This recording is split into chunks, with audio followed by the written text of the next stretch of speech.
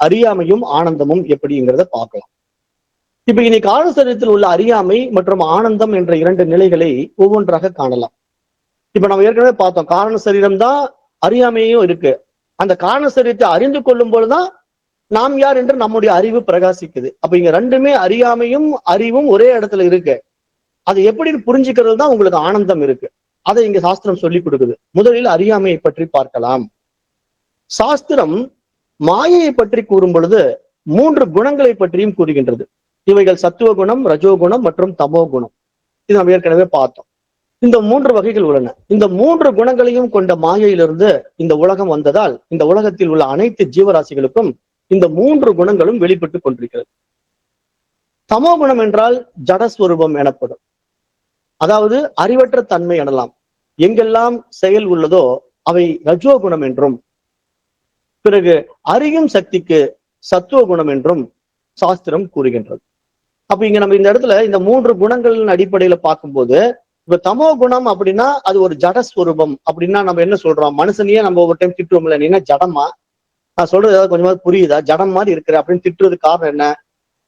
அவன் பார்ப்பதற்கு மனிதன் மாதிரி இருப்பான், ஆனா எதுவுமே புரிஞ்சுக்க முடியாது. மனித உருவில் இருக்கின்ற ஒரு ஜடஸ்வரூபம் தான் அவன்.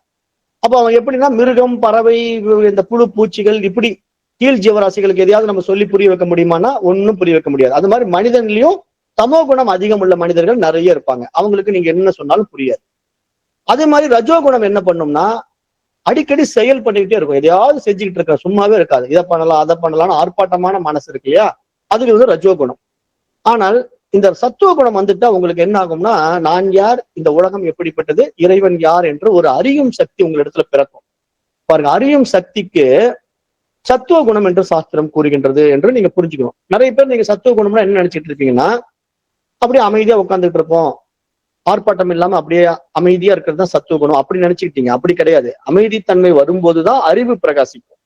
அந்த அறிவு தான் இங்க நம்மளை யாருன்னு காட்டி குடிக்கும். அது நான் தான் அந்த அறிவுங்கிறது நமக்கு புரிய வரும். அப்ப அந்த இடத்துல சத்துவ குணம் என்றால் அறியும் சக்தி அந்த இடத்துல வெளிப்படுதுங்கிறத நீங்க புரிஞ்சுக்கணும்.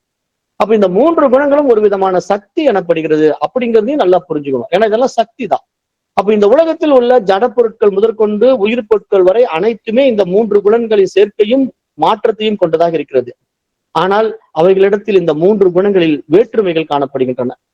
நாம் பார்க்கின்ற இந்த பிரபஞ்சம் தமோ குணத்திலும், மற்ற உயிரினங்கள் ரஜோ குணத்திலும், மனிதன் என்ற ஒருவனிடத்தில் இந்த 3 குணங்களும் உள்ளன என்பதை நாம் பார்க்க முடிகிறது. ஆனால் இந்த 3 குணங்களில் எந்த குணம் அதிகம் ஒருவனிடத்தில் மேலோங்கியுள்ளதோ அந்த குணத்தை பொறுத்து அவன் இருப்பான் என்பதை நாம் கண்கூடாக காண முடிகின்றது. அப்ப ஒருவனுக்கு தமோ குணம் அதிகமாகின்ற பொழுது அந்த குணம் அவனிடத்தில் உள்ள ரஜோ குணத்தையும் சத்துவ குணத்தையும் அடக்கி மேலே வரும். அது போலவே சத்துவ குணம் ஒருவனுக்கு அதிகமாகின்ற பொழுது மற்ற 2 குணங்களையும் அடக்கி இது மட்டும் மேலோங்குகிறது. அப்ப ஒருவனுக்கு ஆழ்ந்த உறக்கத்தில் தமோ குணமானது மேலே வந்து ரஜோ குணமும் சத்துவ குணமும் அடக்கி விடுகின்றது. இதனால் தான் அவன் நன்றாக ஆழ்ந்து உறங்க முடிகின்றது. அப்ப இதுல இருந்து நன்றாக ஆழ்ந்து உறங்குவதற்கு தமோ குணமும் அவசியம் என்பது தெரிகின்றது. அப்போ ஆழ்ந்த உறக்கத்தில் நாம் அனுபவிக்கின்ற இந்த அறியாமையும் ஆனந்தமும் தமோ குணத்தினாலேயே உண்டாகின்றது என்று இங்க சாஸ்திரம் புரிய வைக்குதுங்க. அப்ப ஏன்னா நம்ம ஏன் தூங்க போறோம் அப்படின்னா, அங்க அறியாமையும் இருக்கு, அதே சமயம் நிம்மதியும் இருக்கு. அந்த இடத்துல ஆனந்தம் ஏன் நமக்கு இருக்குன்னா, அங்க உடம்பும் மனசு வேலை செய்யறது இல்லை. நம்ம பாட்டு கட்டில படுத்துட்டு இருப்போம், மனசு எந்த சிந்தனைக்குள்ளேயும் போகாது, வெளி விவகாரத்துக்குள்ள மனம் ஈடுபடவே இல்லை. அப்ப நமக்கு எந்த கவலையும் இல்லாம தூங்க முடியுது. அப்ப அங்க ஆனந்தம் பிறக்கும்.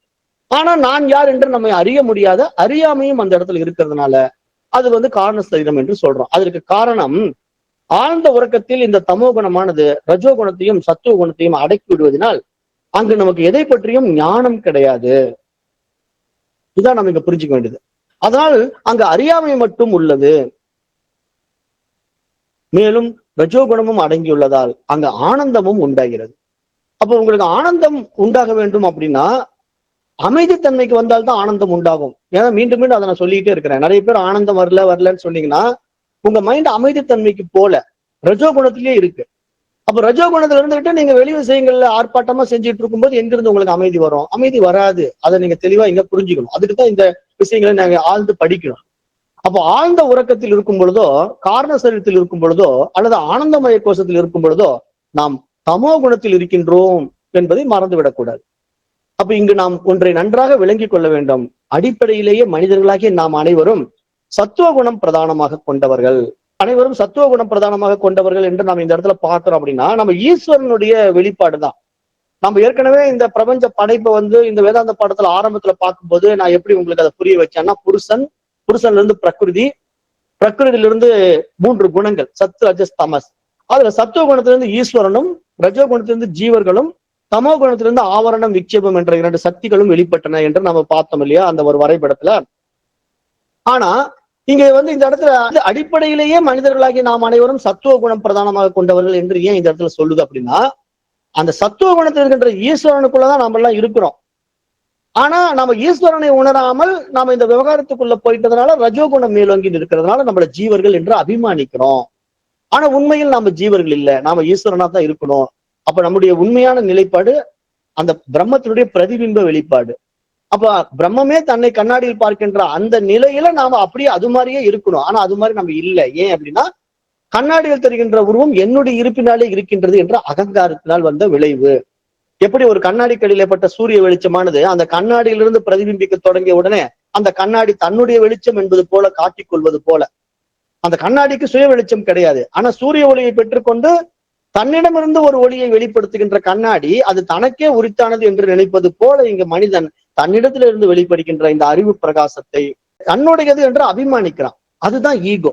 அப்ப அந்த ஈகோவை நம்ம விடணும். அதனால இங்க சொல்றாங்க, அந்தோ பரிதாபம், நம்ம அந்த நிலையில் தொடர்ந்து இருக்க முடியாமல் இது போன்ற சூழல்களில் நம்முடைய அறியாமையினால் தமோ குணம் மற்றும் ரஜோகுணத்தின் ஆதிக்கத்திற்கு நாம் அதிகம் சென்று விடுகின்றோம். அப்ப இங்க ஆழ்ந்த உறக்கத்தில் சத்துவ குணம் தன்னுடைய சக்தியை இழந்து விடுவதனால் நாம் தமோ குணத்தின் ஆதிக்கத்தில் இருக்கின்றோம் என்பதை மறந்துவிடக்கூடாது. ஏன்னா நம்ம தூங்கும் போது நம்ம கிட்ட 2 குணங்கள் காணாம போயிடுது. சத்துவ குணமும் காணாம போயிடுது, ரஜோ குணமும் காணாம போயிடுது. நம்ம எங்க இருக்கிறோம்னா தமோ குணத்தில் இருக்கிறோம். ஆனால் இங்கு காணப்படும் நம்முடைய சத்துவ குணத்தை மலின சத்துவ குணம் என்று சாஸ்திரம் அழைக்கின்றது. ஏன் அந்த இடத்துல மலின சத்துவ குணம் என்றால், அங்க ஒரு அமைதி இருக்கு, ஆனந்தம் இருக்கத்தான் செய்து தூங்கும் போது.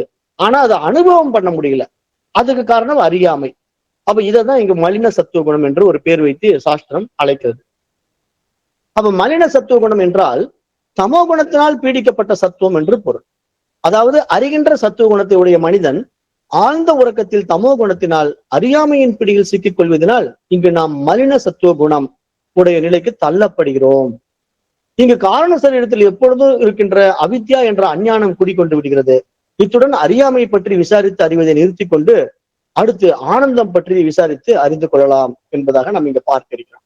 அப்போ இப்ப நம்ம ஓரளவுக்கு ஒரு கிளியர் பிக்சருக்கு வந்துட்டோம். அறியாமை என்பது காரண சரீரத்தினுடைய இயல்பு. ஏனென்றால் அங்கு தமோ குணம் மேலோங்கி சத்துவ குணமும் ரஜோ குணமும் ஒடுக்கப்பட்டு விட்டதுனால அங்கு நம்ம இடத்துல நாம் யார் என்று அறிந்து கொள்ள முடியாத ஒரு அவல நிலையில் இருக்கிறோம் என்று புரிந்து கொள்ள முடியும். அப்ப காரண சரீரம் என்றால் அவித்யா என்ற அறியாமை நிலையும் மற்றும் ஆனந்தம் என்ற இன்ப நிலையுமாக 2 நிலைகளில் உள்ளது என்றும், இதில் சுசுப்தி அவஸ்தா என்ற ஆழ்ந்த உறக்க நிலையில் ஆனந்தமய கோஷம் செயல்படுகிறது என்றும் அறிந்தோம். ஆனால் ஒருவன் ஜாக்கிரத் அவஸ்தை என்ற விழிப்பு நிலையில் இருந்து கொண்டு ஆனந்தத்தை அனுபவிக்கின்றான் எனில் அப்பொழுது அவன் ஆனந்தமய கோஷத்துக்கு வந்து விடுகின்றான் என்று அறிய வேண்டும். அப்ப இங்கதான் இப்ப நம்ம ஒரு முக்கியமான கட்டத்துக்கு வரோம். இப்ப நம்ம தூங்கும் போது ஒரு ஆனந்தம் இருக்கத்தான் செய்யுது, ஒரு அமைதி இருக்கத்தான் செய்யுது. ஆனா அங்க அறியாமை கூட சேர்ந்துருச்சு. என்ன அறியாமை கூட சேர்ந்துருச்சுங்க? நான் யார் என்ற என்னை அறிய முடியாமல் தூங்கிட்டு இருக்கிறேன். ஆனா அங்க ஒரு நிம்மதியான தூக்கம், ஒரு அமைதி இருக்கு. அது நமக்கு விருப்பம்தான். ஆனால் அந்த விருப்பம், அந்த அமைதி, அந்த ஆனந்தத்தை என்னால அனுபவமாக்க முடியாம நானே யாருன்னு தெரியாம தூங்கிட்டு இருக்கிறதுல ஒரு பிரச்சனை இருக்கிறதுனால இப்ப நாம நம்மள யாருன்னு தெரிஞ்சுக்கணும். அதே சமயம் நமக்கு ஒரு ஆனந்தமும் அமைதியும் வேணும் இல்லையா?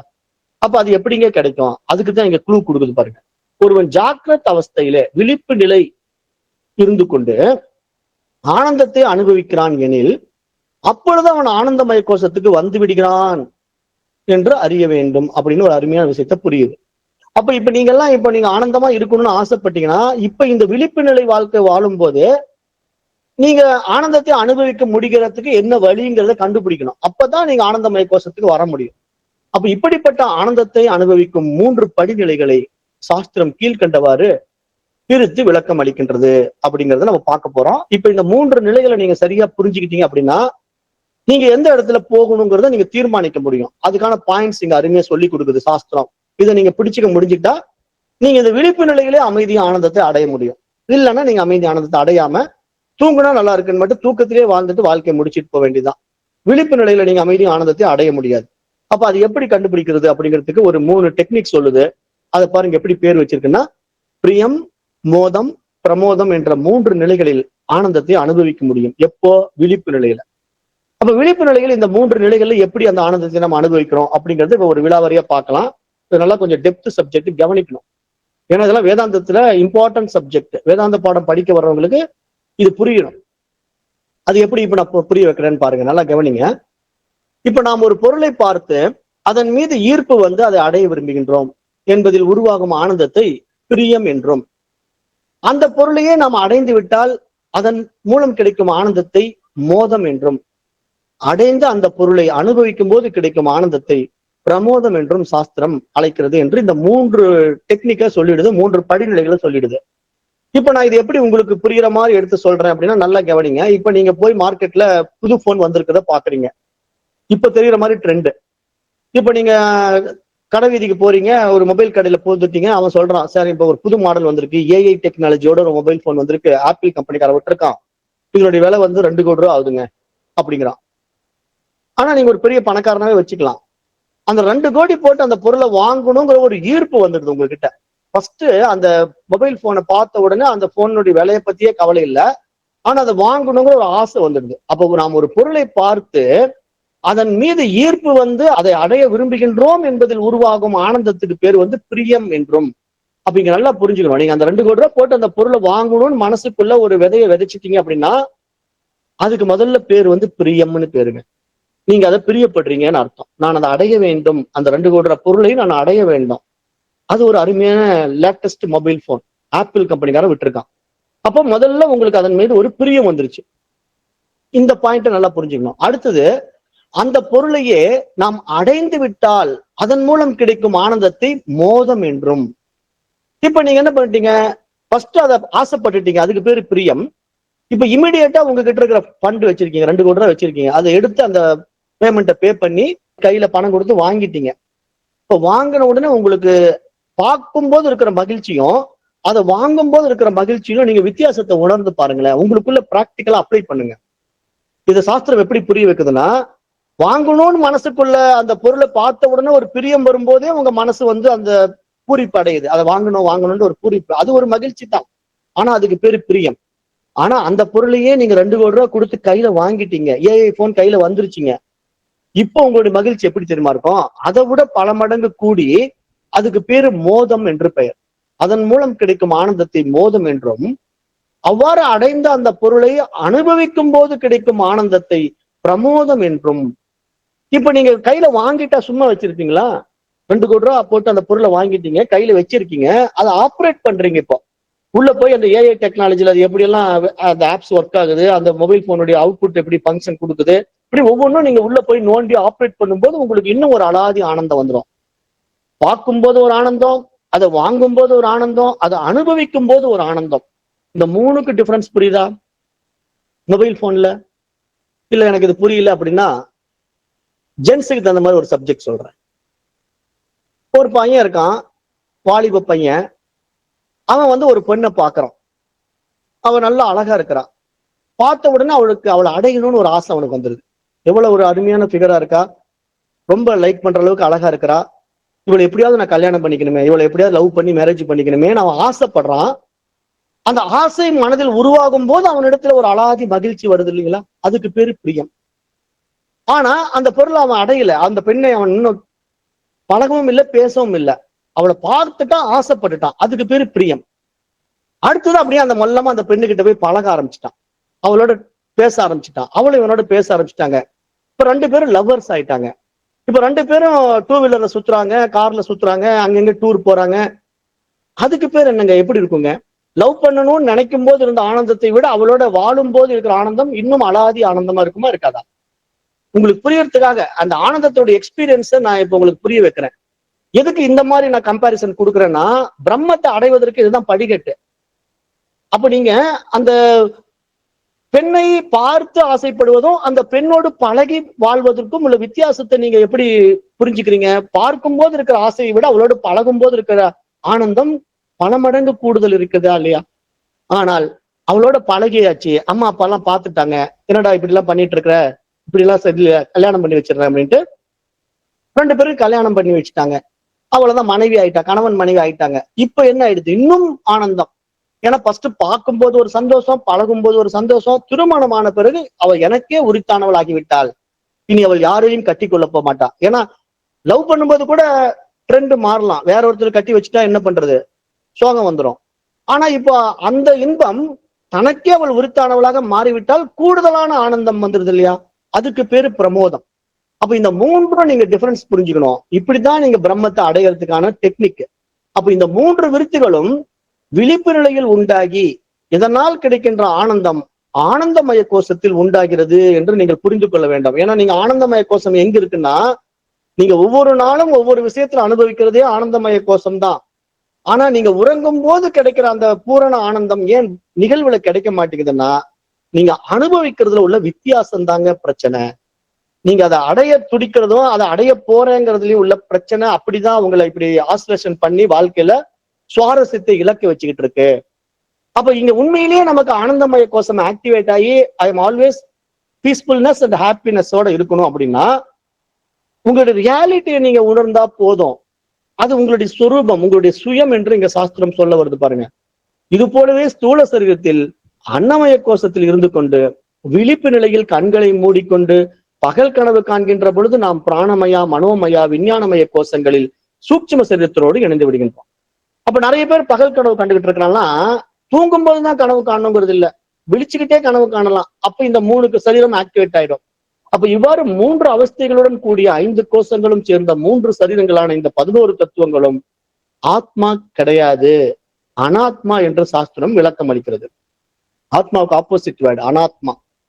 அப்ப இங்க உண்மையிலேயே ஆத்மா என்றால் என்ன அப்படின்னா, ஆத்மா அல்லாத அனாத்மாக்களை விளக்கம் கொடுத்து இவைகளுக்கு அப்பாற்பட்டது ஆத்மா என்று அறிய வைக்கின்றது. இந்த ஞானத்தை அடைந்த நாம் இந்த 5 கோஷங்களில் நிச்சயமாக ஏதாவது ஒரு கோஷத்தில் இணைந்திருப்போம். இதை எப்படி நாம் அறிவது எனில், நம் கவனம், உடை, சிகை அலங்காரம் முதலியவைகளின் மீது ஒன்று இருந்தால் அந்த உடல் பற்று காரணமாக அன்னமய கோஷத்தில் இருக்கிறோம் என்று பொருள்.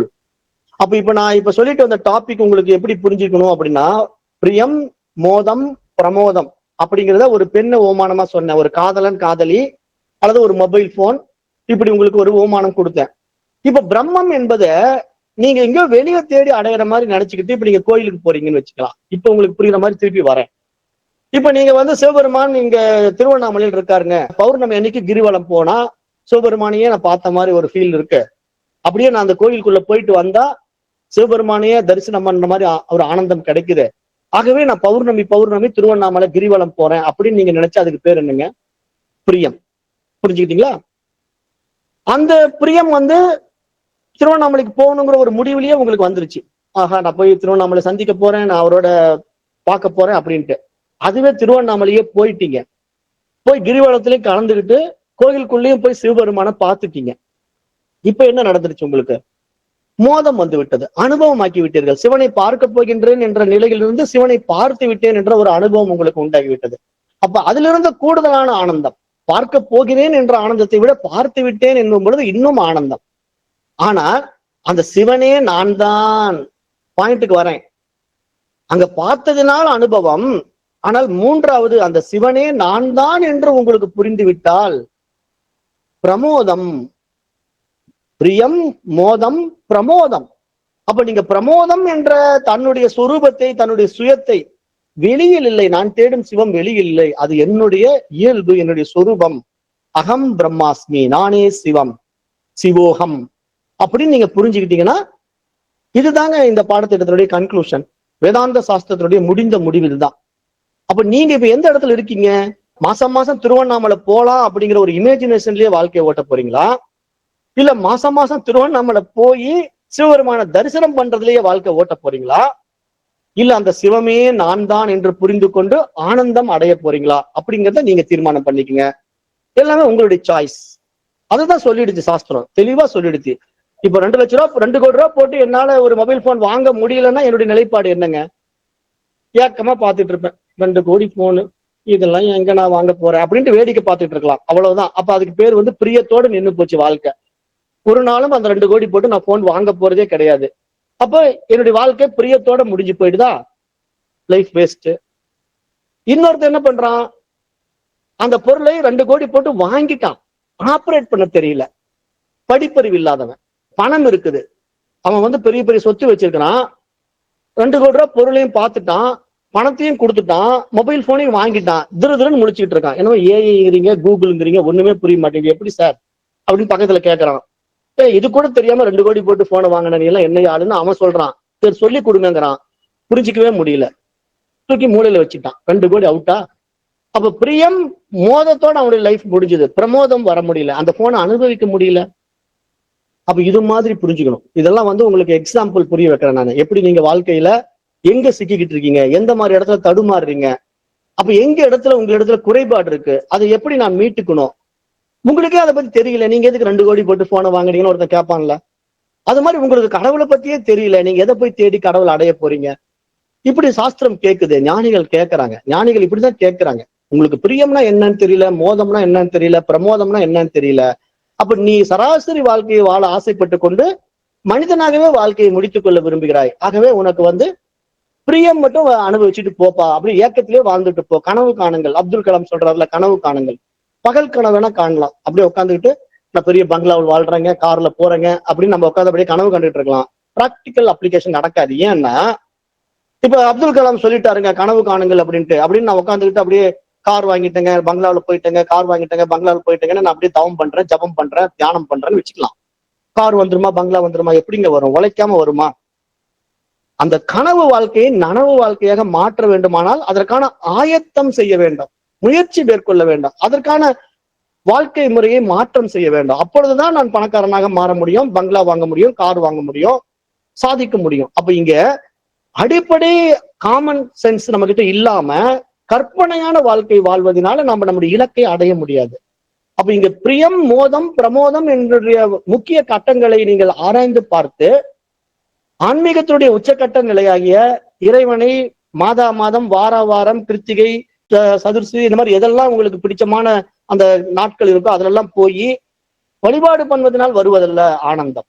அது தற்காலிகமான ஆனந்தம். மொபைல் போனை பார்த்துட்டு ரசிச்சுட்டு போய்க்கலாம், ஆப்ரேட் பண்ண முடியாது, அனுபவிக்க முடியாது, தொட முடியாது. ஆனால் தொற்று அனுபவிக்க முடியுமா? அது வாங்கினாத்தான் முடியும்.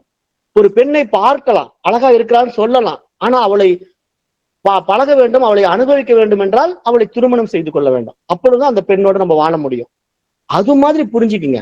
அப்ப கடவுள் என்பதும் நீங்க வெளியே தேடி பிடிக்கிற விஷயம் இல்ல, உங்களுக்குள் அனுபவமாக்க வேண்டிய விஷயம். அதை இங்க சொல்லி கொடுக்குது சாஸ்திரம்.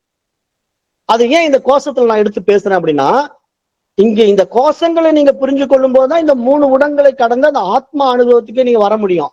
அப்ப இங்க நீங்க என்ன நடந்துகிட்டு இருக்கு, உங்ககிட்ட இருக்கிற ப்ராப்ளம் என்ன அப்படின்னா, உடல் பற்று காரணமாக அன்னமய கோஷத்தில் இருக்கிறதே தெரியாம வாழ்ந்துட்டு இருக்கீங்க நிறைய பேரு.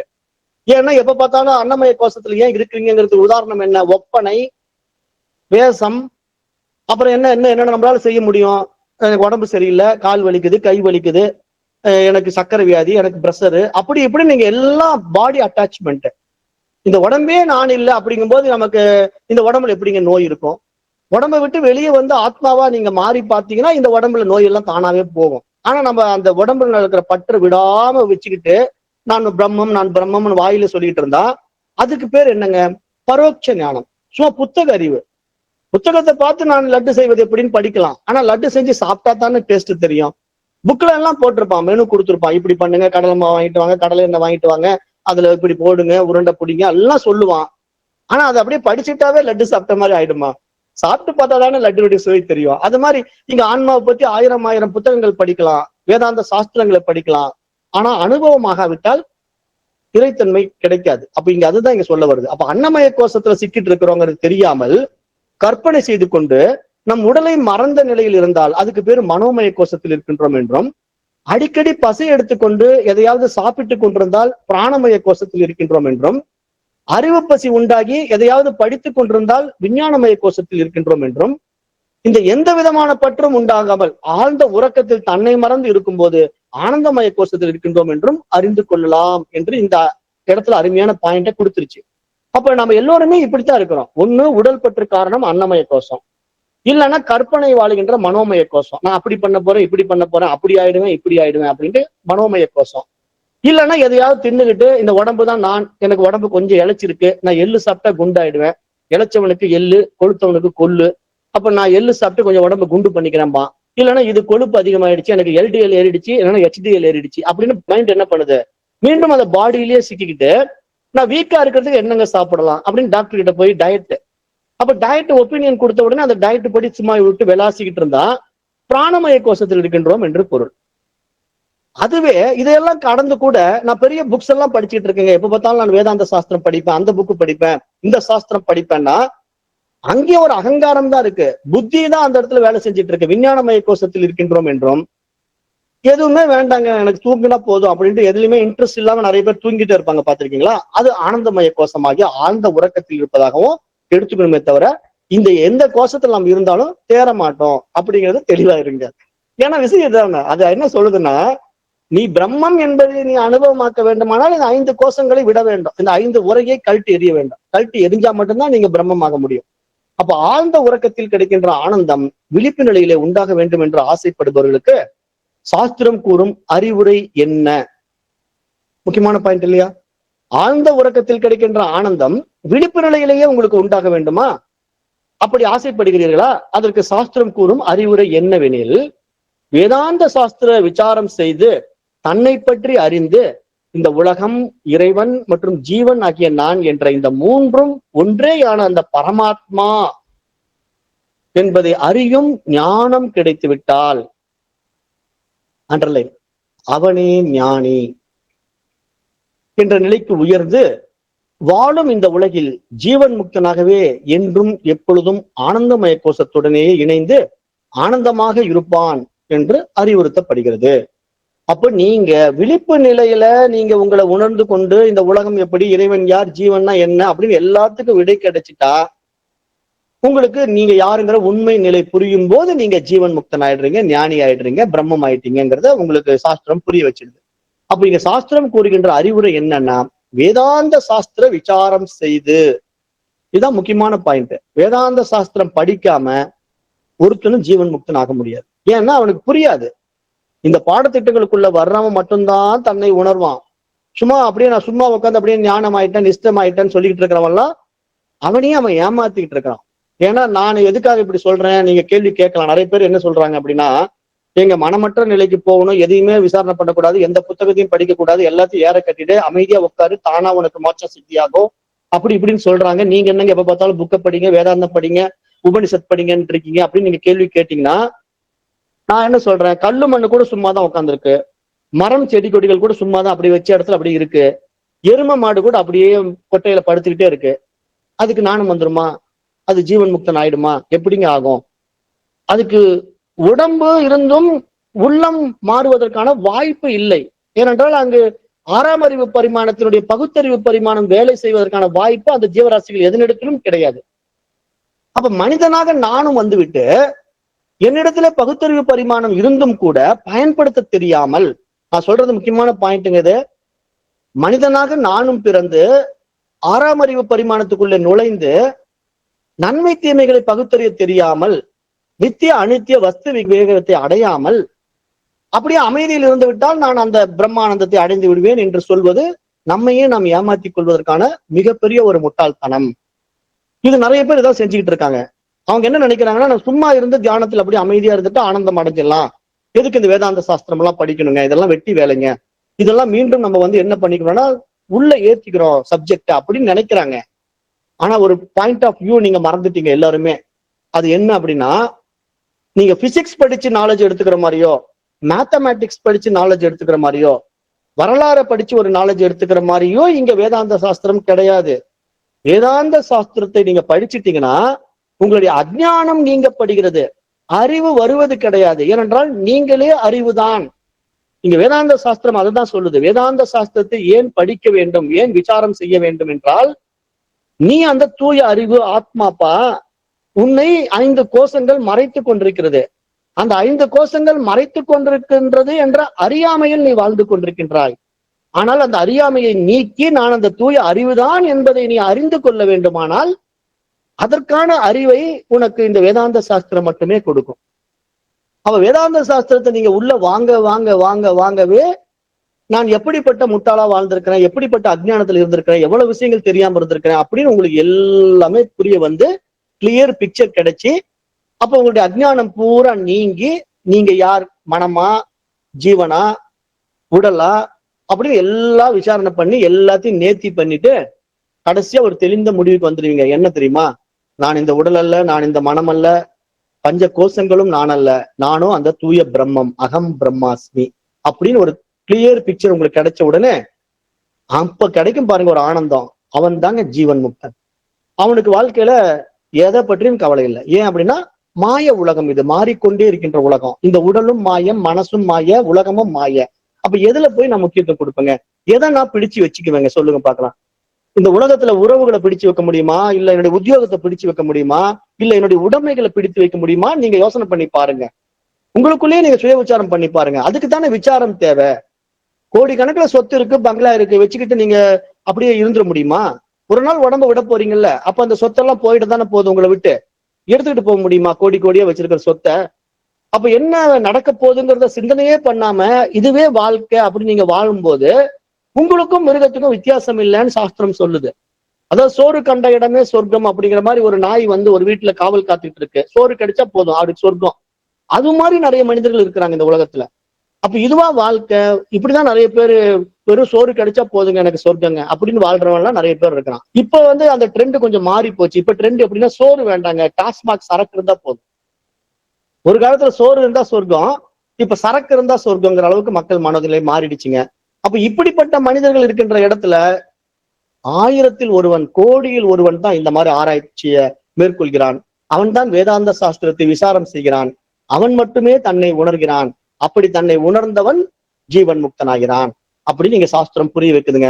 அப்ப இங்க நீங்க புரிஞ்சுக்க வேண்டியது, இந்த வேதாந்த சாஸ்திரருடைய பஞ்ச கோஷங்களை நீக்கி தன்னை அந்த தூய அறிவு, ஆத்மா, பிரம்மம் என்பதை இந்த சாஸ்திரத்தின் வாயிலாக நீங்க தெளிவு பெற்ற பிறகு அதில் திடமாக நிற்பதுதான் திட ஞானம். அதுதான் திட ஞானி. அப்படி வாழ கத்துக்கிட்டீங்கன்னா நீங்க வந்த வேலையை முடிச்சிட்டீங்க அப்படிங்கிறது அடையாளம் என்ற சாஸ்திரம் சொல்லுது. அப்ப இனி இந்த தத்துவங்கள் எவையும் நான் அல்ல என்றும், இந்த தத்துவங்களை நீக்கி பார்த்தால் நான் என்பது ஆத்மா என்பதையும் அறிந்தோம். இப்ப புரிஞ்சிருக்கும் இப்போ. அப்ப இந்த நான் என்பதை எந்த இடத்தில் பயன்படுத்த வேண்டும், எந்த இடத்தில் பயன்படுத்தக்கூடாது என்பதில் சாஸ்திரத்தில் திருக் திருஷ்ய விவேகம் என்ற விசாரத்தின் மூலம் அறியப்படுகிறது. அப்ப திருக் திருஷ்ய விவேகம் என்றால் பார்ப்பவன், பார்க்கப்படும் பொருளை பற்றிய விசாரம் என்று பொருள். இங்கு அறிபவன் வேறு, அறியப்படும் பொருள் வேறு என்ற ஒரு விசாரம் செய்யப்படும். இதில் யார் அறிவது, அறியப்படும் பொருள் எது என்று விசாரித்து அறிவதாகும். அப்ப இது போன்றே இங்கு நாம் இதுவரை விசாரம் செய்து வந்தோம். அதாவது ஆத்மா என்பது அறிவது, அனாத்மா என்பது அறியப்படும் பொருள் என்ற விதத்தில் இதுவரை நாம் விசாரம் செய்தோம். இதனால் இந்த உடலை கொண்டு நம்மிடம் இருந்து வேறாக பார்க்கப்படுகின்ற, காதுகளில் போடுகின்ற தோடு, வசிக்கின்ற வீடு போன்ற பொருள்கள் எல்லாம் நாம் அனுபவிக்கின்ற பொருட்கள் என்று நாம் அறிவோம். எனவே அவைகள் நான் அல்ல